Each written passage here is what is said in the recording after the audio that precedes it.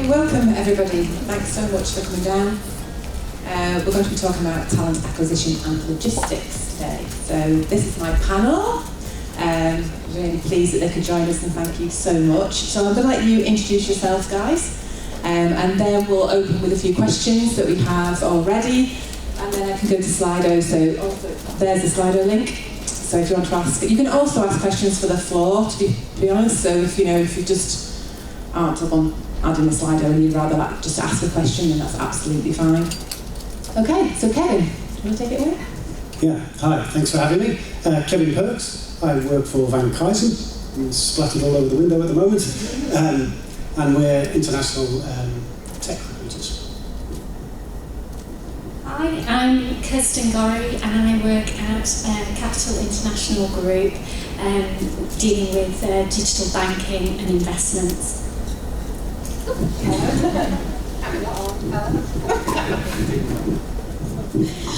Afternoon. I'm Pauline Corkill and I'm HR Business Partner at Champion Sports. Hi, I'm Layla Goltz and I'm the Chief People Officer at Games Global. Okay, thanks guys. So I'm Alison Tier, I'm representing Locate today. So the first question I have to ask you guys, and I'm going to give this to Kevin, is what does the changing face of remote working look like? Obviously, this is post-pandemic. We had the whole let's all be working at home, and it was sort of, to start with, probably a really nice place to be, and then probably an awful place to be. And if you had children under 5, it was probably a terrifying place to be. So glad that my children were older and gone by that point. So what does the face of remote working look like now? Okay, it's a good question. I guess it's. I think probably before I answer the question, it's probably important to just explain my perspective, how I'm looking at it. So we recruit all over the globe for clients based all around the globe. So I'm kind of looking at it internationally. I think, we always used to see those polls, didn't we, straight after the pandemic on LinkedIn. There was practically one every day. Do you prefer working at home or working in the office? But what I see now it's sort of settled a bit, is still a bit of a disconnect between candidates' expectations and the client's expectations. So what I mean by that, I think, candidates, when I say candidates, I think I mean mid to senior level candidates in the tech space. I think there is still a very strong preference, and of course I'm generalising because everyone's slightly different, but on the whole, I think there's still a very strong preference amongst those type of candidates for fully remote working. And what I see on the client side is, especially those clients who are office-based, were office-based pre-pandemic, is a desire to get people back in the office. So, I think the businesses that are winning in terms of attracting the best talent are either those that are fully remote, and I have clients that are absolutely fully remote, almost no office presence whatsoever. They are in a minority, I would say. But I think the real winners are those that settle on some sort of hybrid model, and whether that is just some flexibility to work from home from time to time, or a more rigid model of, one client springs to mind immediately who has, 3 days work in office, 2 days hybrid, and 1 month in every 12 fully remote. And that really resonates with the marketplace right now. I mean, candidates love hearing that. Yeah, it's interesting that you're talking about you have to consider your customer, your candidate, and what they want, and there's a real disproportion now between and I know we spoke earlier, and I know some of you guys were saying that some are actually saying you have to come back into the office now, whether they've got enough office space left or everything's been turned to remote working, I don't know.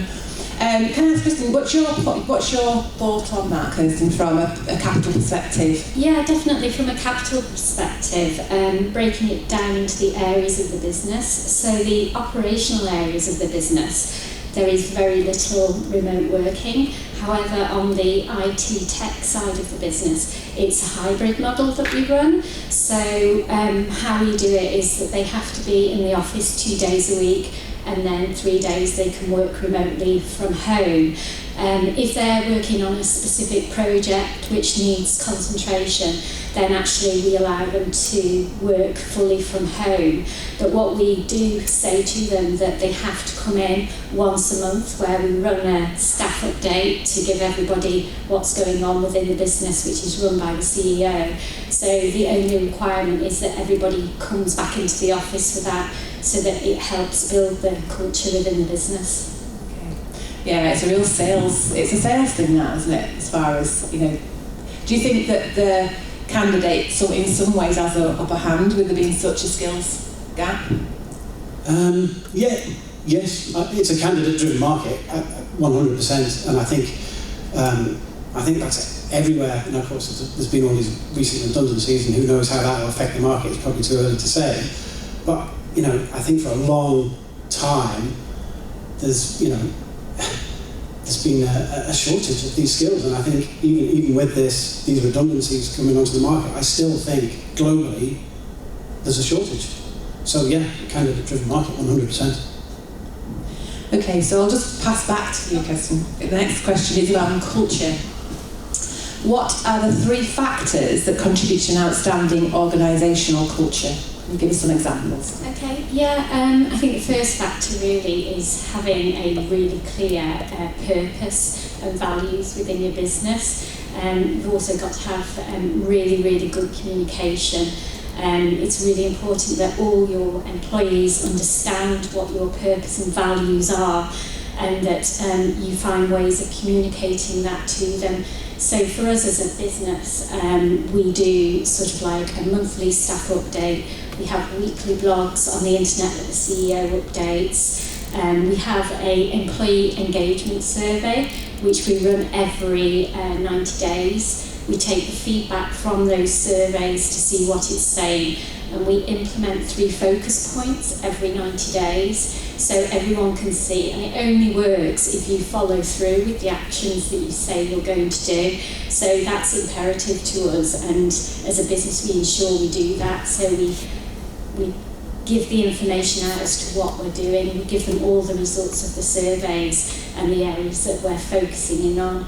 So, and then at the start of the year, when you're doing your strategy and your purpose, we run workshops, 10 employees in every single workshop, which are run by the group exec, and it gives them the opportunity to ask questions, and basically they can question the group board as to why we selected the objectives of the year and things like that. And it just really brings the organisation together and creates a really good culture.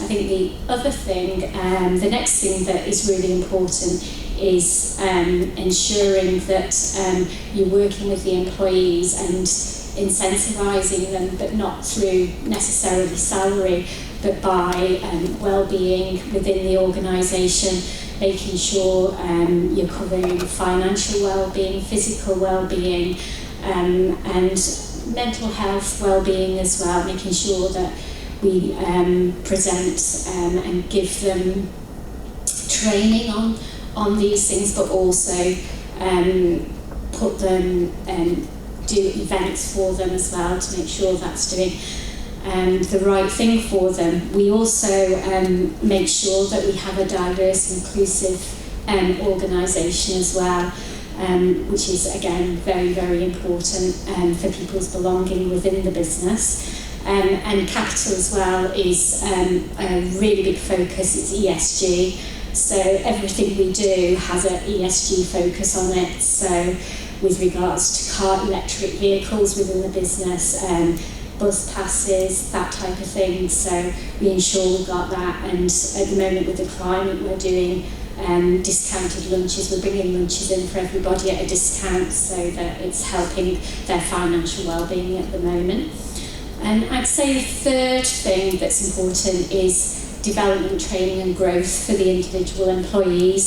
So ensuring that you give them the skills that they need, both technical and soft skills, and also mentoring and coaching, because that's the way things are these days. And covering lots of different subjects, so you always have your main subjects, your software skills, that type of thing, but we also ensure we cover really taboo subjects as well, so that everybody's aware of those subjects, and the managers can manage the individual employees better by doing that. So I think they're the key thing. I know, it's a massive area, and I know all of you can speak when we have the pre-discussion. All of you can speak on the culture aspect. I think it is purpose at the beginning of it, because if the employees do not understand your purpose, you're going nowhere. So I think that's the key bit to get right first. Thank you. Okay, so on to Pauline. Now, obviously, Pauline does a lot of relocation within their organisation. So what challenges are you facing, and what learning can you share with a global relocation? And because, I mean, it's a global marketplace, and that's exactly what Kevin was saying before. Everybody's looking to good people globally, moving them around the world. With Brexit, we're now looking at, the obstacles that we had sort of in the wider world, we have now virtually on our doorstep as far as immigration and things are concerned as well. So if we just start off with that sort of what challenges you're facing, and then I'd like to sort of ask you, what could government and Digital Isle of Man maybe do around logistics and relocation that would make your life easier? Oh, brilliant. Yeah, so at Champion Sports, where 75% of our colleagues are actually on worker migrant visas. And it kind of links into a lot of the threats we've heard this morning in various rooms regarding the skills shortage on a global scale, back to Kevin's point. So it's a huge, huge challenge. So immigration, if I was just to say, it's two things I'd like to discuss. First thing is immigration, and the second is actually accommodation, permanent and temporary accommodation for those guys who are moving to the island on a global scale. And if I was to have had a glass ball and looked into the future and you'd have asked me this question a year and a half ago, I wouldn't be giving you the same answer, but it's a real challenge. So if we take the first one, the challenges around immigration, I think the challenges are, you've got UK immigration, you've got Isle of Man immigration. Isle of Man immigration is not big enough to do the whole cradle to grave cycle by itself. And so there's a UK strand to that. I think in terms of the learnings, I think it's about partnering, making yourself and the constraints that you have, making those known to the immigration team. Digital are and continue to be absolutely amazing. They really understand the commercial impact that not having the people in the right place at the right time for us to meet our business objective is absolutely critical. And as I say, we are bringing through an awful lot of people through the immigration route. I think there needs to be more up, down, sideways collaborative working between businesses, local businesses, international businesses and government across all streams. So whether it be visit, whether it be digital, whether it's the immigration department itself.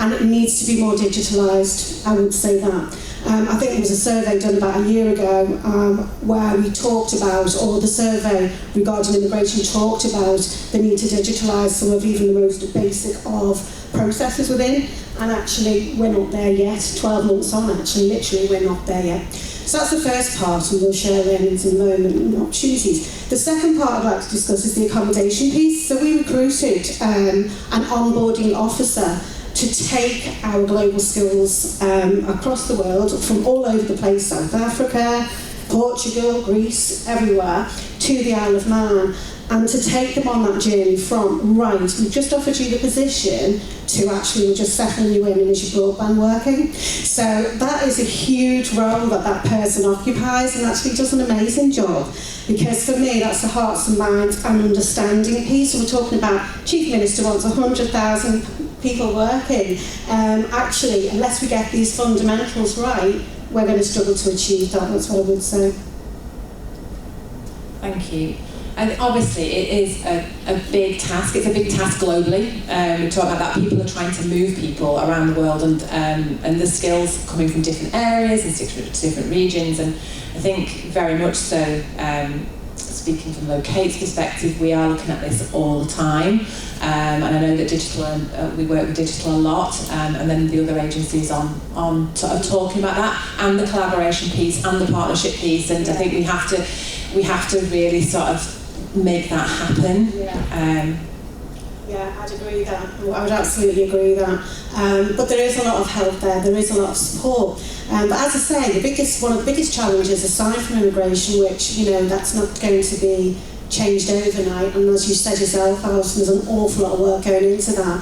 But it's the accommodation piece. It can take up to 6 months to get somebody from the other side of the world sat in a seat working on development, say, in our business. And there are a lot of hurdles that I think we could knit better together from that cradle to grave piece, in terms of there is no accommodation on the Isle of Man. Our onboarding officer is looking for accommodation, temporary accommodation to put people in, and also permanent lets, 1-2 bedroom apartments. Huge struggle, even moving outside of the Douglas area. But in terms of some of the maybe solutions to these things, I mean, one of our guys said, what about TT Homestay for the accommodation piece? What about the TT Homestay? Something similar or comparable backed by government to make sure that people do integrate into island life, because they're actually sat in families or in homes with, that have that spare room, and everybody's a winner. Absolutely. I think Layla can answer later about integration, because I think over the years you've done quite a lot of that side of things, haven't you?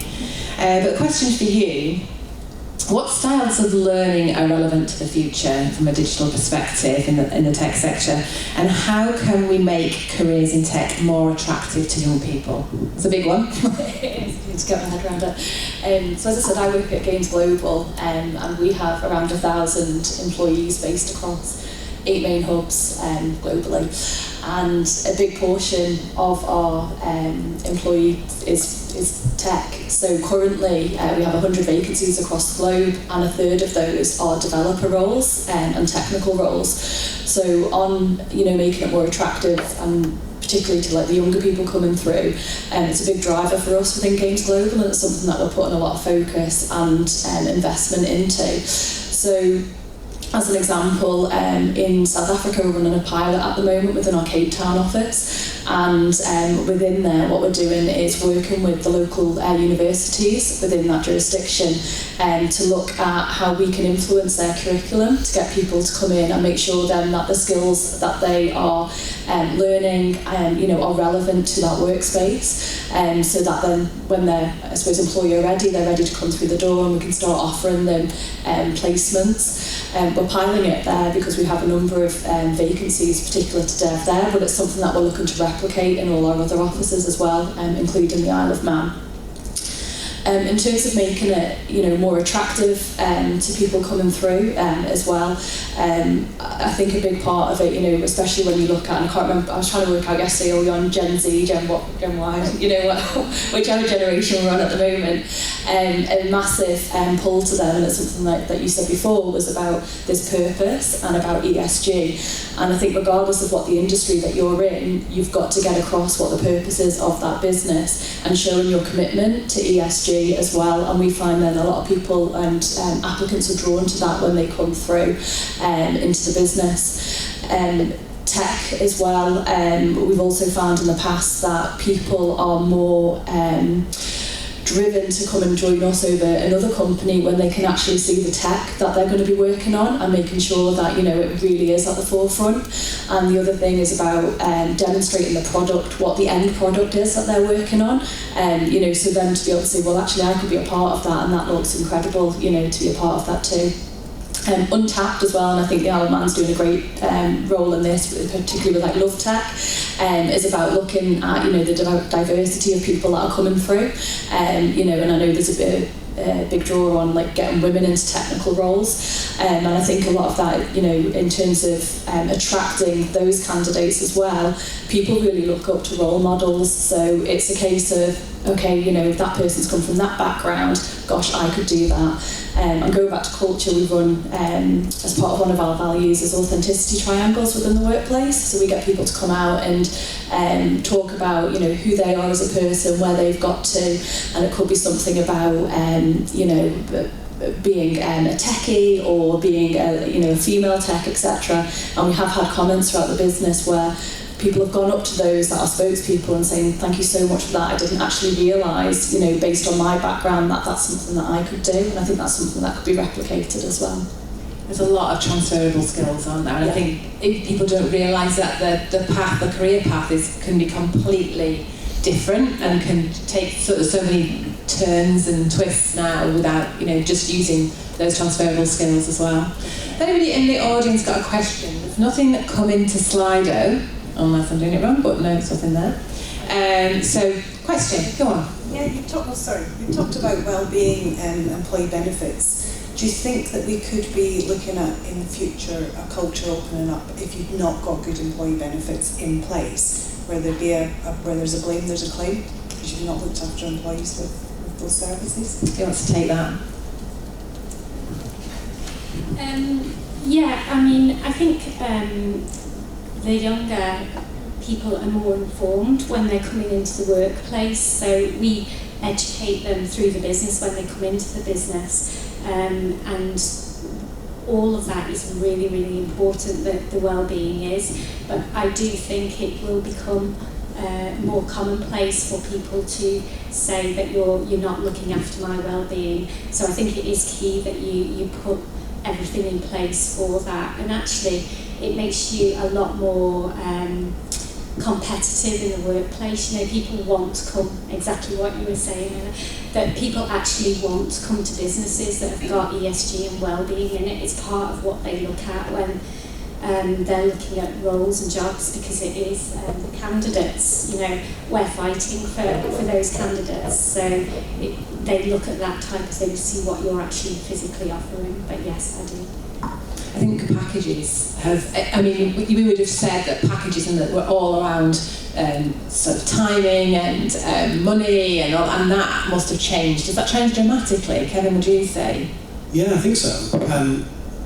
One thing I notice is, you know, across the age span that we recruit, people's needs are very, very different, or people's desires, what want in terms of benefits. So, you know, a 25-year-old has literally got zero interest in a pension, you know, zero. But there are other things that are going to be really meaningful to them, along the well-being line, gym stuff like that. So I think flexibility in benefits is really important. Just to add on to that, yeah, absolutely. I think in most organisations it's the intrinsic drivers that keep people in a loyal role and want to stay with organisations. Mental health is absolutely critical and crucial, and it's very interesting. You know, 10 years ago we wouldn't be having the open conversations we're having today. But back to your original question there, if I may add on to that, where there's a blame, there's a claim. Potentially, I mean, we look at our benefits proposition now, it has to be around that well-being, it has to be about the mental health, it has to be about support. We have a wellness programme that we've got somebody learning to play the drums, somebody learning pottery, and it's whatever, links that person and shows that you are caring for that person and that they belong in your organisation, and that you have got their well-being first and foremost, front and centre. As I say, I think that's shifting standards, and I do agree with you, Kevin, your 25-year-old may not be interested in the pension, but they're crucially aware of their rights and how they need to be treated and how they want to be treated and how involved and to have that sense of belonging is important. Any more questions from the floor? You look at the young people and recruiting them. Are you seeing like there's been like mass resignation in terms of, you know, since COVID, you know, we hear in the States that they have been really impacted by mass resignation. What are you guys looking at in terms of the older demographic to actually recruit older people? Are you putting in programs to try and encourage people to stay longer in the workplace, flexibility, all that kind of stuff? Because that's sort of an area that we're looking at from a government point of view. So, in terms of trying to retain people and keep them within the workplace, we've actually been doing a lot of work on that, because we have seen globally our attrition rate has gone up, particularly over the last year, and especially as there are international companies coming in and allowing more remote working and offering international salaries as well. So it's been something that's really been on the agenda for us to focus on. We've introduced a number of I suppose initiatives within the company to look at how we retain people. We introduced something called, as an example, a stay session. So we're running these around the company, and what we said is, normally you will speak to somebody at an exit interview, they're on their way out, why are you leaving, how could we have made you stay, is there any chance we could, change your mind, and it's too late. So what we've done is flipped it on its head, and we're running regular grow sessions. We called them grow because we thought stay kind of implied something different, but about growth. So it's really a conversation about how can we grow you as an individual, why do you remain with the company, and what more can we be doing to get you to stay. And they've been really quite successful throughout, and we pull the data on that and add it into the data that we're getting from our engagement surveys as well. Key piece, I think, though, that we found that helps to engage people, and where we've seen it in the exit interview data, is about development and career pathways. People want to know how they can develop and grow within the company, and it's making sure as well that with the learning, you're not just going down one route. There's lots in the press at the moment, and loads of articles about like neurodiversity, and it's about tapping into how people think, and the way in which you can shape your workplace to be more suitable to those. So we do a range of things there, coaching, mentoring, bite-sized sessions, etc. throughout. And then in terms of opening up to hiring people of all different ages, etc. outside, a lot of that when we'll push kind of like employee referrals, because obviously people will go and tell their friends, no matter how old their friends are within the company, making sure the job adverts that they're inclusive in terms of the wording that we're putting in there as well, and it doesn't we're not I don't think you get away with it now, but we're seeking young, dynamic go-getters. It's going to turn some people off, so you've got to shape it and make sure that it's inclusive to lots of different demographics. Any other questions from the floor?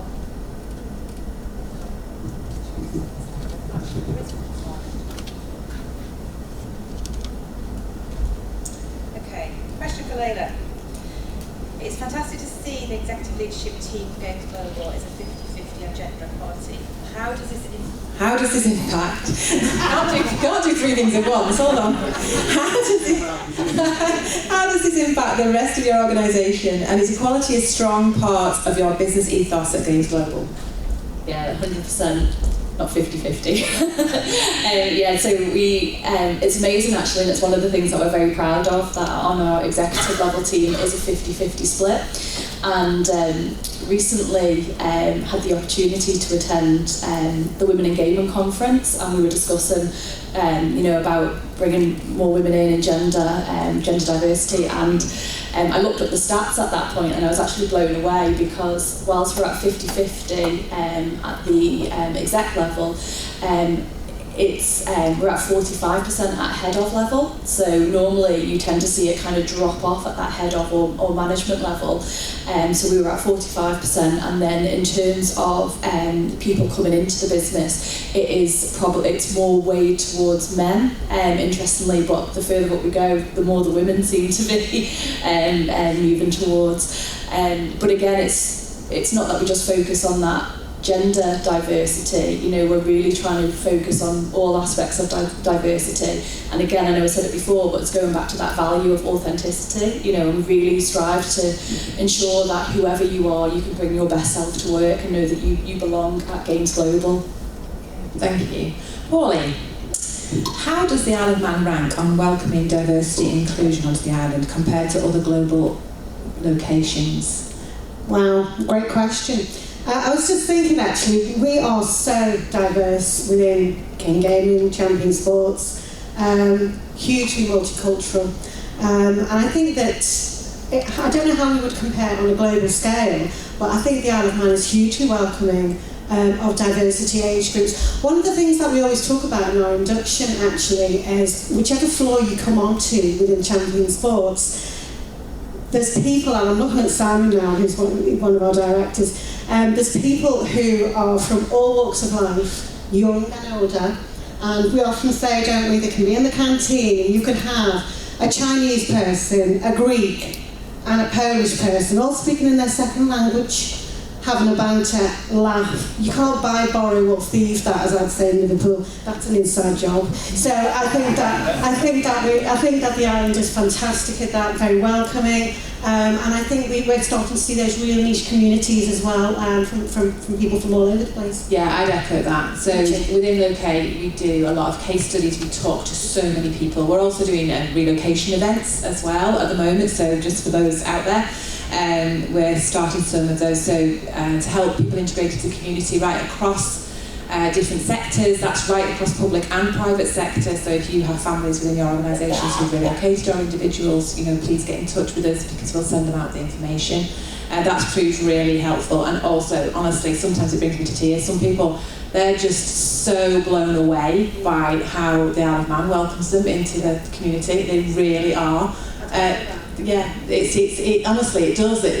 Sometimes I'm like, that's such a nice thing to say, So yeah, I think we're really good at it. I mean, obviously, you can always get better, and we would always be looking at ways of improving that. But I think, yeah, we are very good at that. Anybody got any other questions? I think we've gone through the Slido's one. There's one I'd like to ask. If I just ask it to Layla, and I did ask for some stats in advance for this, but then anybody else can contribute to that. And it's about life on the Isle of Man, really. So, your company in 2012 relocated 75 employees at the outset. Right. I thought he was waving at. Are you waving at? No, he's not waving at. Together with their families, and 93% of those have settled into island life, which I think is a real tribute to the way that they've been welcome to the island. So what was it? What advice would you give to people? How did that happen, and what made them stay and feel welcome? So I think in terms of the relocation itself, we worked quite closely with government at the time, and advised them that we had these individuals coming over, and they obviously at the time would informing us about, because sometimes it's tricky to see what the island offers in terms of incentives, individuals come and what support is available out there. So it was really getting all of our ducks in a row to understand that as a starting point. In terms of actually settling the individuals, just support. You've got people, we had individuals coming over either solo or they were coming with families, they were leaving their families, so it's really an emotional roller coaster. And we really just held out our hands as much as possible to say, take it if you want it, and we're there with you along the way. And some key things that really, I think, helped and massively made it successful was, one, we engaged with a relocation partner. They were brilliant. They did everything from, here's the local kind of hairdressers, these are the schools, this is how you fill out for your tax number, etc. And I think if the organisation is unable to partner with somebody, it's certainly something to think about, making somebody dedicated to do that within the business when you are relocating individuals over. There was also like a buddy system, so we buddied them up with people who had relocated in the past, which had a similar family dynamic. We also prepped them, so I actually went out to the location at the time and did a Q&A with everybody, and even things like took my passport to show them the passport, because they wanted it seems really like silly things that you wouldn't think of, but in their mind it's something, like what's an Isle of Man passport look like, what's it going to enable me to do, where's it going to enable me to travel, so chatted with them, and also go out and buy a basket of goods and tell them what the prices are, so that they really understand that. So it's really drilling down into the detail, offering them the support, and I think, and the other thing you said before about the integration, we hosted a lot of coffee mornings as well for the families and for the children to help them build their own support groups. And I do think that if the child's happy, your spouse is happy, and then your employee's happy, so you almost have to work outside in. Thank you so much. Have you got any more questions before we wrap up for lunch? If anybody ever wants to reach out to Locate, we are within the Department for Enterprise. We work with all the agencies as well. So, and we have people in our team that are a font of knowledge on all things inward migration and relocation. If you ever want any team members to come out and talk to you about that process as well, or just to pop in for a chat and a cup of tea, then you're very, very welcome. Okay, thanks everybody. Thank you. Thank you.